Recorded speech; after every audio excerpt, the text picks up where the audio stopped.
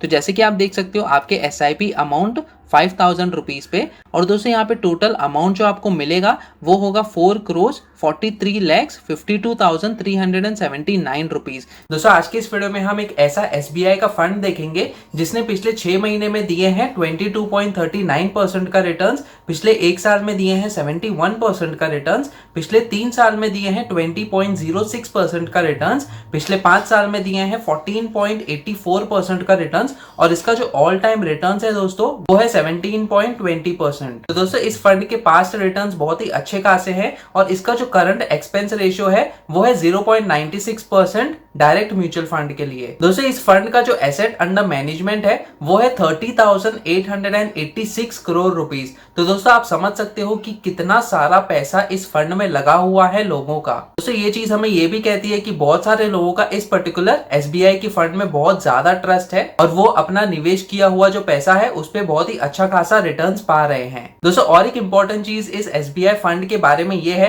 कि ये 8 साल पुराना फंड है, यानी कि जनवरी 2013 में इस फंड को लॉन्च किया गया था। तो दोस्तों अगर मैं आपको इस SBI फंड का नाम बताऊं तो ये है SBI ब्लू चिप फंड। दोस्तों ये बहुत ही पॉपुलर SBI का फंड है जिसमें आपको बहुत ही अच्छा खासा रिटर्न्स मिला हुआ है पास्ट में, और ये इक्विटी म्यूचुअल फंड्स को बिलोंग करता है, यानी कि जो इसका पोर्टफोलियो है ये मोस्टली इक्विटी यानी कि शेयर्स ऑफ द कंपनीज में निवेश करते हैं, और इसीलिए इसको इक्विटी म्यूचुअल फंड में कैटेगराइज किया हुआ है। अब दोस्तों इस SBI के फंड में किन लोगों को निवेश करना चाहिए, तो अगर आपका गोल 5 साल या इससे ज्यादा का है, यानी कि लंबे समय का कोई गोल है, तो ही आपको इस म्यूचुअल फंड में निवेश करना चाहिए अच्छा खासा रिटर्न्स पाने के लिए। तो दोस्तों हो सकता है कि अगर आपका कोई बेटा या फिर बेटी हो तो उसके एडुकेशन के लिए या फिर मैरिज के लिए आप इसमें इन्वेस्ट कर सकते हो, या फिर अगर आपका गोल वेल्थ एक्यूमुलेशन है, यानी कि लंबे समय में आपको जो पैसा है वो इकट्ठा करना है, तो भी आप इस पर्टिकुलर फंड में निवेश कर सकते हो। दोस्तों इंपॉर्टेंट चीज यही है कि कम से कम आपको 5 साल तक इस पर्टिकुलर फंड में आपका जो पैसा है वो जमा रखना होगा, ताकि आपको अच्छे खासे रिटर्न्स मिल पाए। अब दोस्तों अगर हम इसमें मिनिमम इन्वेस्टमेंट की बात करें तो सबसे कम इन्वेस्टमेंट आप कर सकते हो 5,000 रुपए का, और जो SIP यानी कि सिस्टमैटिक इन्वेस्टमेंट प्लानिंग के द्वारा अगर आपको इसमें निवेश करना है तो कम से कम आपको 500 रुपए का SIP के साथ आप शुरू कर सकते हो इस म्यूचुअल फंड में। दोस्तों इस SBI के फंड में आपके रिटर्न्स कैसे कैलकुलेट होंगे, लमसम इन्वेस्टमेंट या फिर SIP इन्वेस्टमेंट के द्वारा, ये भी हम देखेंगे इस वीडियो में। लेकिन दोस्तों अब तक तो आपको बहुत सारी इन्फॉर्मेशन मिल गई, तो एक लाइक तो बनता ही है, तो प्लीज इस वीडियो को लाइक कीजिए ताकि ये वीडियो और भी लोगों तक पहुंचे और उन्हें भी पता चले इस SBI के बेस्ट म्यूचुअल फंड के बारे में। दोस्तों आप बहुत ही आसानी से किसी भी म्यूचुअल फंड का रिटर्न्स कैलकुलेट कर सकते हो मेरा एक्सेल फाइल कैलकुलेटर को यूज करके। तो दोस्तों एक्सेल कैलकुलेटर डाउनलोड करने के लिए आपको गूगल पे आना है और टाइप करना है FinCalc ब्लॉग FINCALCBLOG और सर्च पे क्लिक करना है। तो दोस्तों जैसे कि आप देख सकते हो सबसे पहला लिंक यहाँ पे fincalc-blog.blogspot.com, ये मेरा वेबसाइट है, तो आपको यहाँ पे क्लिक करना है। तो दोस्तों यहाँ पे मेरा वेबसाइट ओपन हो जाएगा, और फिर दोस्तों आपको यहाँ पे आके सर्च पे क्लिक करना है और म्यूचुअल फंड टाइप करना है और सर्च करना है।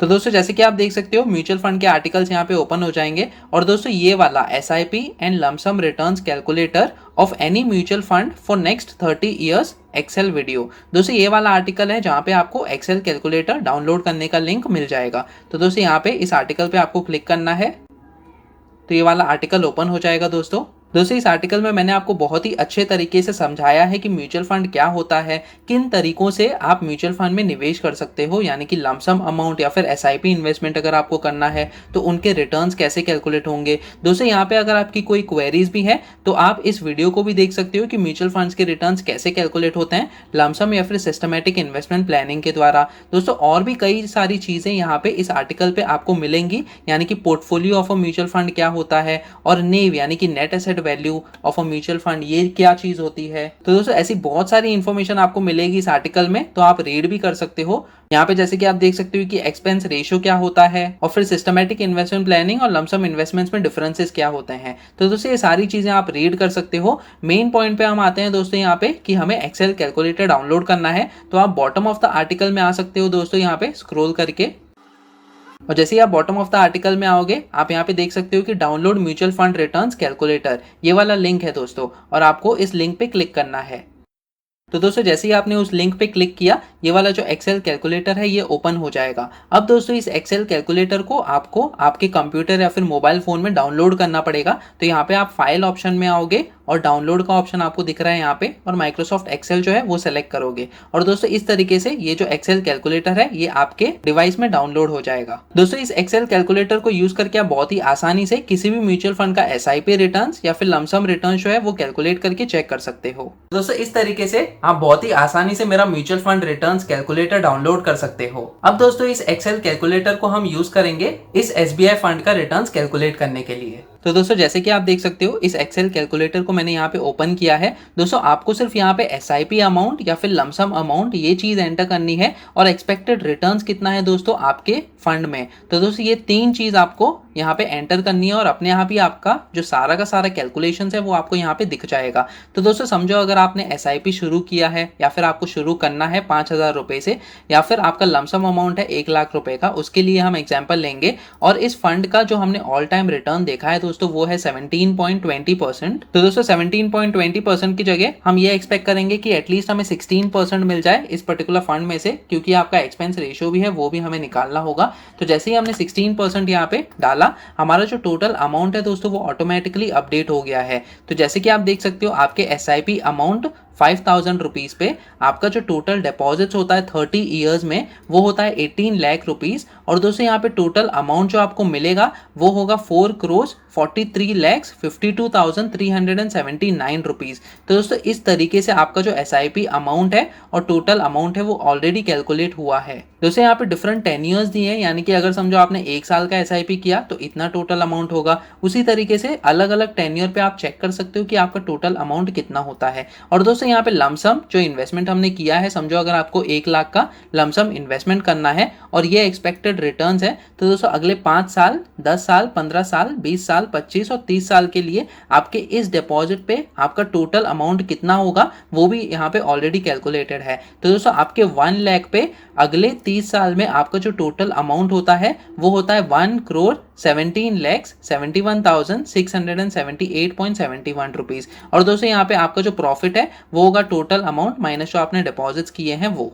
अगर आपके पास लमसम अमाउंट जो है वो 50,000 रुपीज का है तो आपको यहाँ पे जो 50,000 रुपीज का अमाउंट है वो एंटर करना है और एंटर पे क्लिक करना है। तो दोस्तों आपका जो अपडेटेड टोटल अमाउंट है वो ऑटोमेटिकली यहाँ पे अपडेट हो गया है। तो दोस्तों इस तरीके से आप इस एक्सेल कैलकुलेटर को यूज कर सकते हो अपने एसआईपी रिटर्न्स और लमसम रिटर्न्स को कैलकुलेट करने के लिए, किसी भी एसआईपी या फिर लमसम अमाउंट्स को यूज करके और एक्सपेक्टेड रिटर्न्स का इनपुट डाल के। दोस्तों आप मेरे बाकी के वीडियोस भी देख सकते हो। एक वीडियो में मैंने आपको होम लोन पे आपका ईएमआई कैसे कैलकुलेट होता है, उसमें से आपका प्रिंसिपल अमाउंट और इंटरेस्ट अमाउंट कैसे कैलकुलेट होता है वो समझाया हुआ है एक्सेल फाइल कैलकुलेटर को यूज करके। दूसरे और एक वीडियो में मैंने आपको ये भी समझाया कि आपका इनकम टैक्स कैसे कैलकुलेट होगा ओल्ड टैक्स रेजिम और न्यू टैक्स रेजिम को यूज करके। तो दोस्तों आप वो वाला वीडियो भी देख सकते हो। इसके अलावा पीपीएफ यानी कि पब्लिक प्रोविडेंट फंड में आपका मंथली इंटरेस्ट और ईयरली कंपाउंडिंग कैसे होता है वो भी मैंने आपको समझाया हुआ है एक्सेल फाइल कैलकुलेटर को यूज करके दूसरे और एक वीडियो में। तो दोस्तों ये सारे वीडियोस आप देख सकते हो एक प्लेलिस्ट में, जिसका लिंक मैंने ऑलरेडी डिस्क्रिप्शन सेक्शन में दिया हुआ है। तो दोस्तों इस तरीके से आप इस एक्सेल कैलकुलेटर को डाउनलोड करके